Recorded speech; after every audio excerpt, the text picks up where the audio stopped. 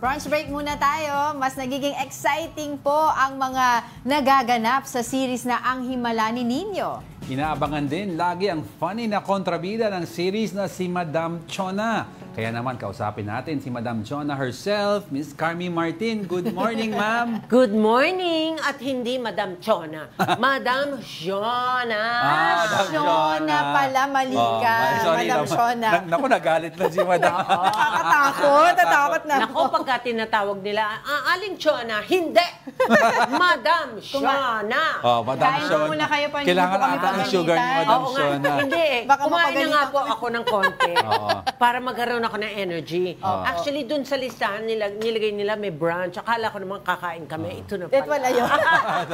But it's good to have you po on our show. Thank you. Thank you so much. And of course, syempre gusto po natin malaman kung paano niyo po pinaghandaan itong role niyo. Kasi nabanggit po namin off-air, itong si Badong, yung inyong sidekick, sinasabi niya how professional you are in this program. Thank you very much. Yeah.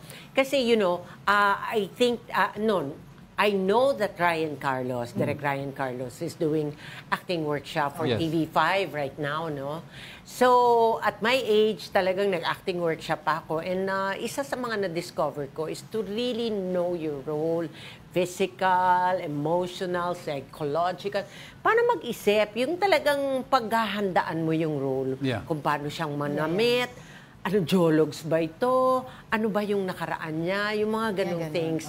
So talagang inaral ko and binabasa kong maigi yung script para malaman ko yung interaction ko with the whole community. Yes. Yun. So ganun ko siya pinaghandaan. I was wondering po, Madam Shona, Miss Carmy, kayo po ba yung tipong parang yung pag in character, in the zone, yung parang alam niya receipt na kahit naka-off-take kayo, yun pa rin yung character? Hindi naman. Umaalis naman. Umaalis naman. Ibang yun, parang being yata yun. Yung akin naman yung Shubak acting workshop. Mas relaxing kasi but you have to make hugot from your inner pain. Inner pain. Yeah, but I've seen, of course, we all know that you have had done several characters in the past, di ba? What makes this character different given na yung time slot is a little early, so it has to be light, pero kontrabida ka pa rin? Yeah, actually, the director told me nga, kasi kapag papanoorin mo yung buong show, it's very, parang, very light, no? Yung community. Yes. Pero pagdating nung ko na kontrabida, and parating sinasabi ni Direk na, i-comedy mo. I-ano mo talaga. Parati akong may baon because I study my lines well and may baon akong pandagdag for the character. So, parang nagiging light. Sinasabi niya kasi nga, it's 11 o'clock a.m. Yes. Maaga siya. So, para magising yung mga viewers na yung character ko would add life to the community. That's right, that's right. I'd also like to ask, I've met the kids already. Ang gagaling nila. I mean, I'm surprised kasi si Zion, on cue siya umiiyak. Yeah. Pero how is it working with young children at this point? Meron may acting coach beside him. Nakilala ko. And I've, spoke with him, tapos sinasabi ko nga kung ano yung technique na ginagamit, ibang technique yon na hindi nila pwedeng gamitin yung technique ng pang-adult. It should be pang-bata. Okay. Right, Yun, yung mga hugot na pang-bata. Yes, And maganda yung nangyayari kasi nakikita ko nga na si Zion is very effective for portraying as Nino. Yeah. This is the third week na po, no? Yes. Since it premiered itong Himala ni Nino. Pero how is it working po with other cast? Paano po kayo makapagtrabaho with the other cast? Is it like a family? Okay. Except that, syempre, kasi ang init.